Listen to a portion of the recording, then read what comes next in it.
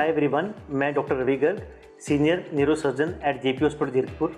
आज हम एक बहुत इंपॉर्टेंट टॉपिक ट्यूबरकुलोसिस और ब्रेन एंड स्पाइन के बारे में कुछ बात करेंगे। जैसे कि हम जानते हैं ट्यूबरकुलोसिस, जिसको हम टीबी कहते हैं, इंडिया में बहुत ही कॉमन बीमारी है।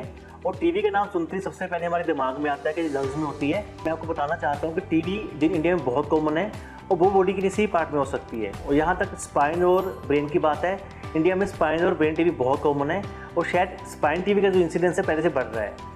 आपको कुछ सिम्टम पता होने चाहिए जिसके कारण हम सस्पेक्ट कर सकते हैं कि आपको टीबी की दिक्कत तो नहीं है।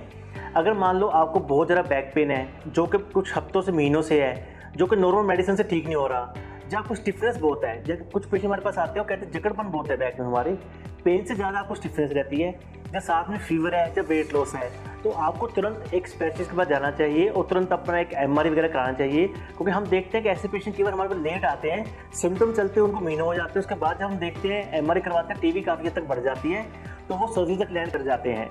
तो अगर हम चाहते हैं कि टाइम रहते हैं इलाज करें बिना सर्जरी के, क्योंकि शुरू में अगर बिना किसी नसों के दबाव कम है या दिक्कत कम है तो हम इसका मेडिसिन से इलाज कर सकते हैं।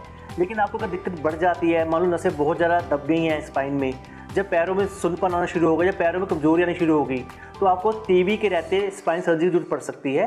तो मान लो आपको अगर ऐसी कोई भी दिक्कत आ रही है तो आपको तुरंत एक स्पेशलिस्ट के पास तुरंत जाना चाहिए देखने के लिए कि हमें कोई ऐसी बीमारी तो नहीं है जिसका हम टाइम रहते इलाज ना कराएं और दिक्कत बाद में बढ़ जाए। धन्यवाद, थैंक यू।